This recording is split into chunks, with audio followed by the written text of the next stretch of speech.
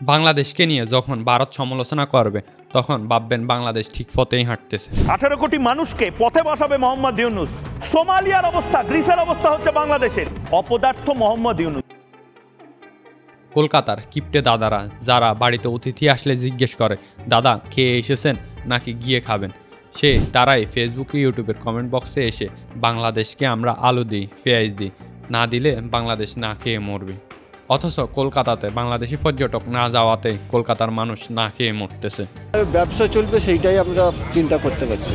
আমাদের ব্যবসা লোকালিটি খুব খারাপ অবস্থায় আছে, খুবই খারাপ পরিস্থিতির মধ্যে হবে। স্বাধীন বাংলাদেশের ভূখণ্ডে ভারত তৈরি করেছে তাদের নিজস্ব ব্রিজ, আবার বাংলাদেশের ন্যায্য ট্রানজিট সুবিধা না দিয়ে ভারত আমাদের কাছ থেকে নিচ্ছে ঝুঁকিপূর্ণ করিডোর সুবিধা, যা বাংলাদেশের সার্বভৌমত্বের জন্য হুমকির স্বরূপ। আমাদের দেশের উপর দিয়ে গাড়ি কিংবা ট্রেন চালিয়ে পশ্চিমবঙ্গের মালামাল যাচ্ছে ভারতের 7 সিস্টারে, অথচ যারা আমাদের কাছ থেকে এত সুবিধা নিচ্ছে সেই দেশের মিডিয়ায় আমাদের বন্দরনগরী চট্টগ্রাম দখল করতে চায়। চট্টগ্রাম যদি ভারতের অংশ হয়ে যায় তাহলে এই যে ডিস্টেন্স, সেই ডিস্টেন্সটা একদম মিটে যাবে। 26 লাখ ভারতীয় চাকরি করে বাংলাদেশে, যাদের অধিকাংশেরই নেই ওয়ার্ক পারমিট। আপনি শুনলেও অবাক হবেন, আমাদের প্রবাসী ভাইদের বাৎসরিক রেমিডেন্সের প্রায় 4 ভাগের 1 ভাগই চলে যাচ্ছে ভারতে। আজকের ভিডিওতে আমরা ফই করে হিসাব দেব ভারত আমাদের কাছ থেকে কত শত সুবিধা নিচ্ছে, আর আমরা তার বিনিময়ে আমরা কি নিচ্ছি সেটা পানির মতো পরিষ্কার করে দেব। বাংলাদেশিদেরকে কেন্দ্র করে কলকাতা নিউ মার্কেটের বিভিন্ন স্থানের ব্যবসা গড়ে উঠেছে, এখন তা পায় ধ্বংসের মুখে। ওইসব এলাকার রেস্তোরাঁ, হোটেল, মার্কেট সহ 90% বাঙালি ক্রেতা। বর্তমানে বাংলাদেশিরা না যাওয়াতে ওইসব অঞ্চলের বেচা কিনা প্রায় বন্ধ হয়ে গেছে, কান্নাকাটি শুরু হয়ে গেছে ব্যবসায়ীদের। এভাবে আর কিছুদিন চলতে থাকলে বেশিরভাগ ব্যবসায়ীদের ঋণের বোঝা মাথায় নিয়ে ব্যবসা বন্ধ করে দিতে হবে। এখনও 5টি রুটে বাংলাদেশের উপর দিয়ে ভারতের ট্রেন চলাচল করে, এর মধ্যে 3টি যাত্রীবাহী আর বাকি 2টি পণ্যবাহী। কিছুদিন আগেই যে ভারতের ট্রেন চলাচল নিয়ে আমাদের দেশে আন্দোলন হয়েছিল, সেই ট্রেন চলাচলের অনুমতিও দিয়ে গেছিল আওয়ামী লীগ সরকারই। নতুন চুক্তি অনুযায়ী ভারতের ট্রেন পশ্চিমবঙ্গের গেদে সীমান্ত দিয়ে ঢুকবে, পাবনা, নাটোর, দিনাজপুর পার হয়ে নীলখামারি দিয়ে ভারতের কুচবিহার দিয়ে পার হবে। এই হচ্ছে আমার বাড়ির উঠান ব্যবহার করে ভারতীয়দের এক রাজ্য থেকে অন্য রাজ্যে যাওয়ার রাস্তা। ভারতে যে আমাদের থেকে কী পরিমাণ সুবিধা নিচ্ছে তার একটা বড় উদাহরণ মৈত্রী সেতু। চট্টগ্রাম বন্দর ব্যবহার করে কলকাতার দাদারা যেন ত্রিপুরা, অরুণাচল, মেঘালয় কিংবা নাগাল্যান্ডে মালামাল নিয়ে যেতে পারে, সেই জন্য 2015 সালে শুরু হয় মৈত্রী সেতুর কাজ। ভারতের ত্রিপুরার সাবরুট এবং বাংলাদেশের চট্টগ্রামের রামগড়কে যুক্ত করে তৈরি হয়েছে সেই সেতুটি। 2021 সালে উদ্বোধন করা হয়। নামটা মৈত্রী সেতু দেওয়া হলেও সেই ব্রিজে বাংলাদেশের আজও কোনো কাজ নেই। তাই তো সেতু নির্মাণের পূর্ণ 133 কোটি রুপি খরচ করেছে ভারত। সেন্ট্রাল গভর্নমেন্ট ভারতীয় পত্রিকায় ফাইন্যান্সিয়াল এক্সপ্রেস বলেছে, এই সেতু সবচেয়ে বেশি কাজে লাগবে চট্টগ্রাম ও মোংলা বন্দর ব্যবহার করে ভারতের পশ্চিমবঙ্গের পণ্য সামগ্রী 7 সিস্টারে পাঠাতে। একবার ভাবুন, বাংলাদেশের বন্দর ব্যবহার করতেছে, বাংলাদেশের জমিতে নিজস্ব অর্থায়নে তৈরি করতেছে ব্রিজ, সেই সেতু আবার বাংলাদেশের অর্থনীতিতে ভূমিকা না রেখে ভারতের অর্থনীতিতে বড় ভূমিকা রাখতেছে। এই সুবিধা কখনোই কোনো দেশ দেয় না। এই কথাগুলো আপনি কখনোই ভারতীয়দের মুখে শুনবেন না। শুধু কমেন্ট বক্সে এসে বলবে আমাদেরকে আলু দিচ্ছে, পেঁয়াজ দিচ্ছে, কিন্তু তার বিনিময়ে যে ডলার নিচ্ছে সেই কথা আর বলবে না। অথচ কলকাতার ব্যবসায়ীরা বাসে বাংলাদেশকে নিয়ে। প্যাসেঞ্জারের উপরেই আমাদের বিজনেস নির্ভর করে, যেহেতু এখন একদম বাংলাদেশ থেকে লোকজন আসছেন না, তো আমাদের বিজনেস একেবারে তলানিতে। বাংলাদেশ থেকে নেওয়া ভারতের সুবিধার গল্প এখনও শেষ হয়নি। এখন শোনাবো সবচাইতে ভয়ঙ্কর করিডোর সুবিধার কথা। মনে করি এই দেশের কোনো গাড়ি বিদেশ হয়ে সি দেশে মালামাল নিয়ে যায়। যদি এমনটা হয়, ভারতের একটা মালবাহী ট্রাক বাংলাদেশের বর্ডারে এসে কোনো একটা বাংলাদেশি মালবাহী ট্রাকে মাল তুলে দিল এবং বাংলাদেশি সেই ট্রাকটি ভারত বা অন্য কোনো দেশের বর্ডার পর্যন্ত মাল পৌঁছে দিল, সেটাই হচ্ছে ট্রান্সশিপমেন্ট সুবিধা। এসব সুবিধা তো ভারত নিচ্ছে, এর সাথে নিচ্ছে ভয়ঙ্কর আরেকটি সুবিধা। 2018 সালে 25 অক্টোবর দিল্লি বাংলাদেশের সাথে একটা চুক্তি হয়। আমাদের দেশের রাস্তা ব্যবহার করে, আমাদের দেশের চট্টগ্রাম ও মোংলা বন্দর ব্যবহার করে ভারতীয়রা এক রাজ্য থেকে অন্য রাজ্যে মালামাল পাঠাচ্ছে। একবারে সহজ বাংলায় আমি যদি বলি, আমার প্রতিবেশীর এমন একটা জমি আছে যেটা যেতে হলে পাহাড়, বন্দর, সমুদ্র পেরিয়ে যেতে হয়। সে যদি আমার উঠান ব্যবহার করে যায় তাহলে তার অর্থ, সময় দুটোই বাঁচে। এটাই হচ্ছে করিডোর সুবিধা।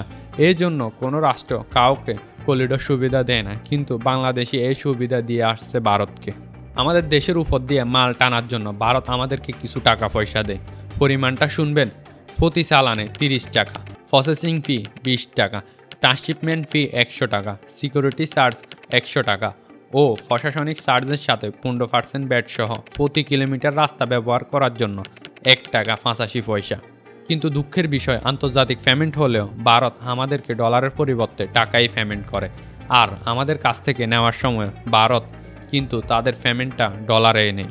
ভারতীয় পত্রিকা দ্য নিউ ইকোনমিস্ট টাইমের 2024 সালে এপ্রিল মাসে হেডলাইনটি দেখুন, Bangladesh give India permit access to Chattogram Mongla port.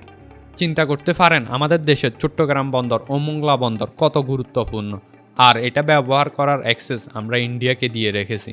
কিন্তু দীর্ঘদিন ধরে আমরা ভারতের কাছ থেকে একটা সুবিধা চেয়ে আসছি, কিন্তু ভারত আমাদেরকে বছরের পর বছর দিচ্ছি, দিব আর কয়দিন পরে দিব বলে আমাদেরকে আশা দেখিয়ে আসছে।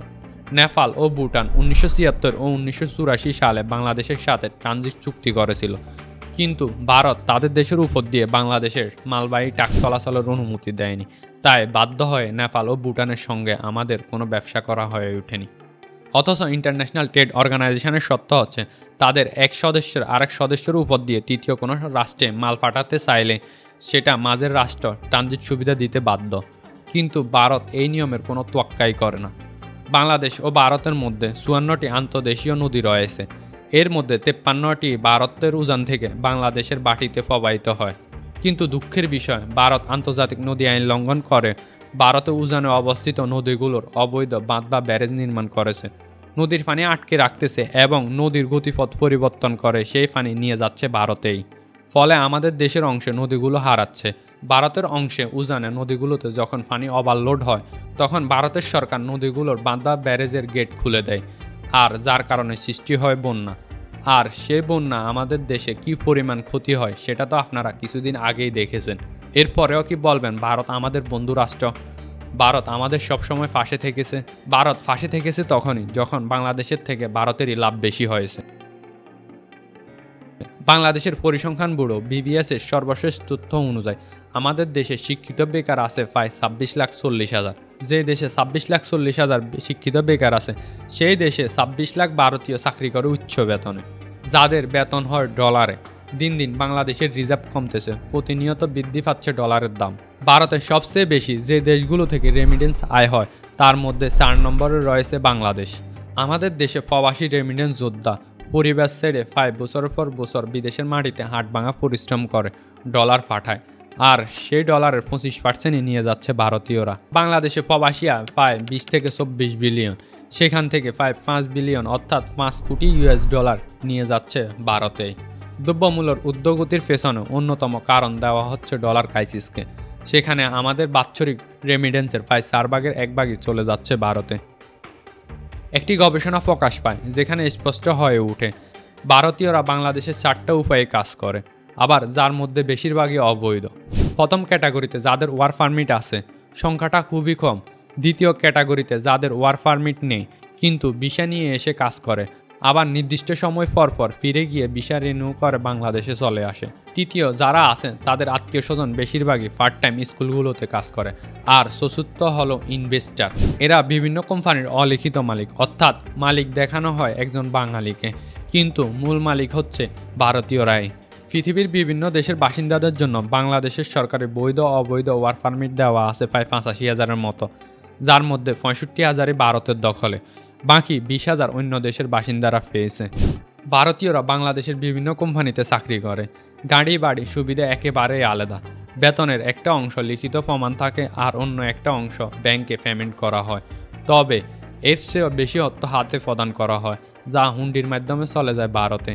বিভিন্ন কোম্পানির CEO ও অন্যান্য পদে নিয়োগ দেওয়ার জন্য বিজ্ঞাপন এমনভাবে দেওয়া হয় যেখানে ভারতীয়রা ছাড়া অন্য কেউ আবেদনই করতে পারে না। পরে কথায় কথায় বলে বড় বড় কোম্পানিগুলো CEO হওয়ার যোগ্যতা বাংলাদেশের লোকের নাকি নেই, অথচ Grameenphone, Unilever, American tobacco, standard charter bank সহ অনেক বড় বড় প্রতিষ্ঠানের প্রধান নির্বাহী কর্মকর্তাই বাংলাদেশি।